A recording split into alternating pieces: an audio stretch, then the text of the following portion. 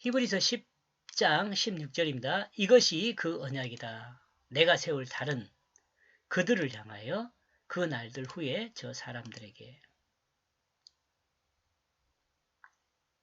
사람이 전달하는 기쁘신 그 뜻은 언약입니다. 언약. 다른 말이에요. 다른 표현. 하나님이 인간을 구원하겠다는 언약입니다. 그러므로 이 언약에서 벗어난 사람은 구원을 받지 못하게 됩니다. 하나님 구원의 그 뜻이 언약인 이유는 영원한 세대 안에서 언약이기 때문에 그렇습니다. 영원한 세대 안에서 언약이기 때문에 그렇습니다. 이 말도 조금 어렵죠? 자주 들어보면 저 사람이 뭘 이야기하는 거구나 알 수 있어요. 또 설명할 겁니다. 한 세대 한 세대에게 준 언약이 아니라 영원한 세대 안에 모든 사람에게 준 언약이란 말이에요. 이러므로 언약이라고 합니다. 이러므로 언약이라고 합니다. 당장 성취되는 사람도 있지만 당장 이 언약이 성취된 사람도 있지만 하나님의 기쁘신 뜻을 아직 이해하지 못함으로 성취하지 못하는 사람들이 많기 때문에 이 언약이라 그래요. 믿을 수 있도록 견디고 인내할 수 있도록 이 약속을 믿고 견디고 인내할 수 있도록 그래서 성취할 수 있도록 그래서 언약이라 그래요. 이러므로 하나님이 인간을 구원하겠다는 언약은 하나님이 정하신 시간 안에 영원한 언약입니다. 그리고 이 언약을 믿는 사람은 구원되게 됩니다.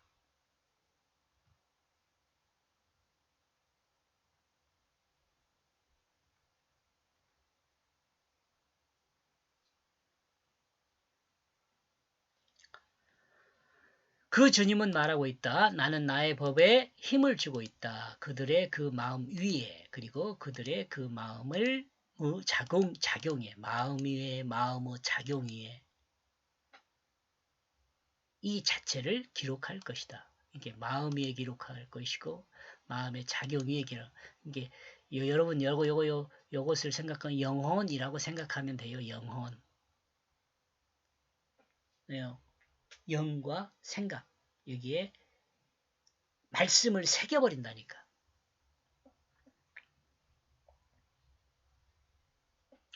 이 언약은 예수 그리스도의 법입니다. 법. 구원받는 법 이렇게 해도 돼요. 예수 그리스도 법이라 하면 정해진 법칙이라는 것입니다. 이는 논리가 아닙니다. 법칙입니다. 법칙. 법칙과 논리 여러분 알죠? 여러분 알고 계시죠?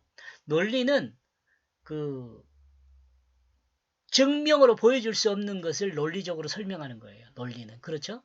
근데 법칙은 언제 어디서나 그냥 보여줄 수 있는 것이에요. 증명을 보여줄 수 있어요. 이게 법칙이에요. 근데 지금 여기서 법칙이라고 이야기하고 있어요. 언제 어디서나 보여줄 수 있는 법칙입니다. 인간이 발견해낸 법칙은 가끔 그 법칙의 변수가 있습니다. 그러나 예수님의 법칙은 변수가 없습니다. 인간이 구원받는 법칙은 예수님이 힘을 가하여 예수를 믿는 사람의 마음 위에 그리고 그 마음의 작용 위에 법칙을 기록하게 됩니다. 예수님이 정한 법칙은 무엇일까요? 생각해보면 마가복음에 드러내 그 질서가 가장 명확한 법칙이라는 생각입니다. 철저히 이거 세 개인가 몇 개 안 되네. 첫째 여기네 두 개밖에 안 한가 아닌데 첫째 물세례이며 둘째는 예수 그리스도를 믿는 것을 생각해 볼 수 있습니다. 물세례 예수 그리스도를 믿는 것. 근데 이 예수 그리스도를 믿는 것이 조금 또 설명을 해야 돼요. 그냥 예수님 믿습니다 이게 아니에요. 물세례는 회개를 의미합니다. 즉 자신이 하나님 나라를 반역한 죄인임을 고백하는 회개의 물세례입니다. 그런데 예수님은 하나님을 반역하지 않았습니다. 예수님은 하나님 말씀으로 하나님을 결코 반역하지 않았습니다. 또한 하나님 말씀이기 때문에 반역할 수도 없죠. 그러므로 예수님이 물세를 통해 죄를 회개했다는 것은 합당하지 않다고 생각합니다. 예. 예수님이 물세를 받았잖아요. 그것에 대해서 설명하고 있는 것 같아요. 제 생각을.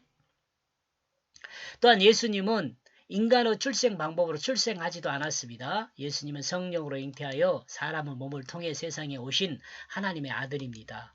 예수님은 하나님의 뜻으로 이 땅에 오셨습니다. 그러므로 예수님은 결코 죄가 없는 분입니다. 회개할 필요가 없는 거죠. 물세례는 회개의 세례거든요. 근데 예수님은 회개할 필요가 없어요. 그러면 예수님의 물세례는 어떤 의미를 갖고 있느냐? 그것에 대해서 지금 설명을 설명을 합니다. 그러므로 예수님이 세례 요한에게 세례를 받은 것은 여기 줄 바꿔서 그러므로 예수님이 세례 요한에게 세례를 받기 위해 요한 앞으로 나올 때 요한은 자신이 예수님께 세례를 받아야 한다고 했습니다. 그러나 예수님은 세례 요한에게 자신이 세례를 받는 것이 하나님의 정한 질서라는 의미로 말을 하게 되죠. 그러므로 세례 요한은 이 모든 것을 인정하고 예수님께 세례를 줍니다. 이러므로 하나님은 물세례에서 올라오시는 예수님을 향하여 이는 내 사랑하는 아들이라고 선포합니다. 하나님의 기쁨이라고 말합니다. 하나님은 하나님의 기쁘신 뜻을 따라 인간을 구원하기로 작정하셨습니다. 그리고 하나님의 기쁨, 곧 예수 그리스도입니다. 하나님의 기쁨이 예수 그리스도예요. 너는 내 기쁨이라고 말씀하고 있습니다. 11절이에요. 마가복음 1장 11절.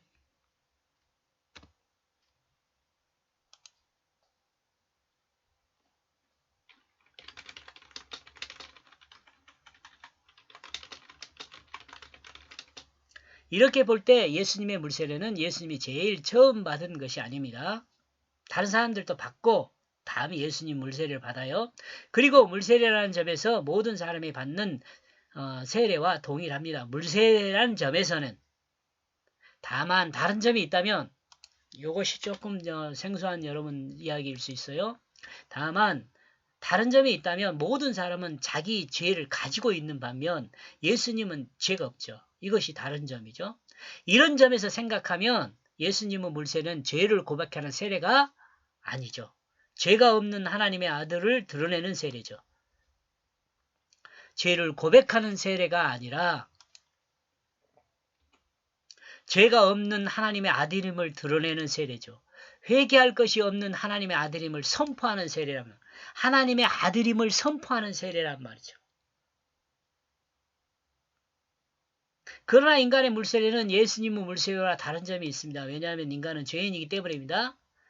자기의 죄를 가지고 있기 때문입니다. 그러므로 인간은 자신의 죄를 고백하는 세례를 물세례라고 합니다.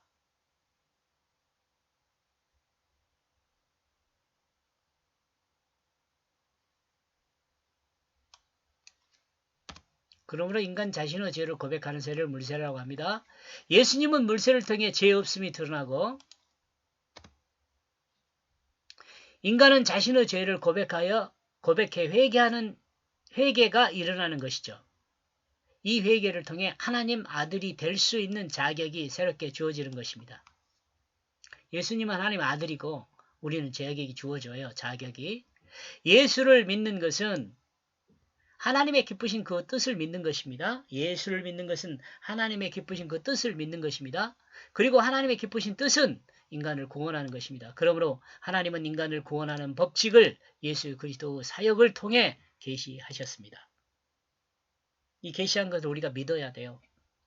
그러므로 인간이 구원을 받을 수 있는 법칙은 첫째 물세를 통해 자기의 죄를 이렇게 해야 하더라고요. 자기의 죄를 고백해야 돼요.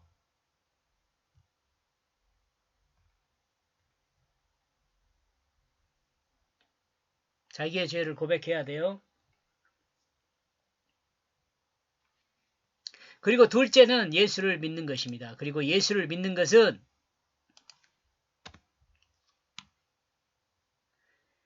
예수님의 사역인 십자가와 부활을 믿는 것이고 십자가를 믿는 것은 자기중심이 예수님의 십자가에 죽었음을 믿는 것입니다. 그리고 부활을 믿는 것은 예수님의 부활과 같이 함께 그런 거다.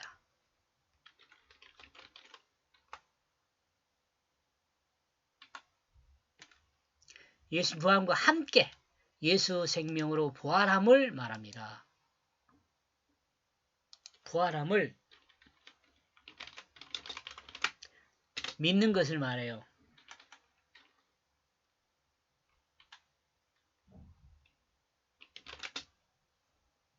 그리고 이 부활은 말씀으로 부활하여 말씀의 뜻을 행하는 사람이 됨을 드러냅니다.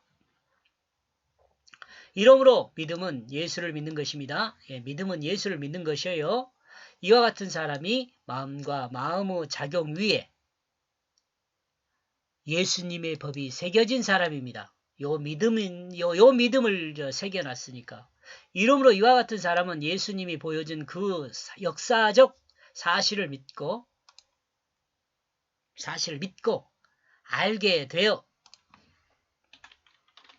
알게 되어 회개하고 예수를 믿음으로 그 마음과 마음의 작용이 예수님의 법칙으로 바뀐 사람입니다.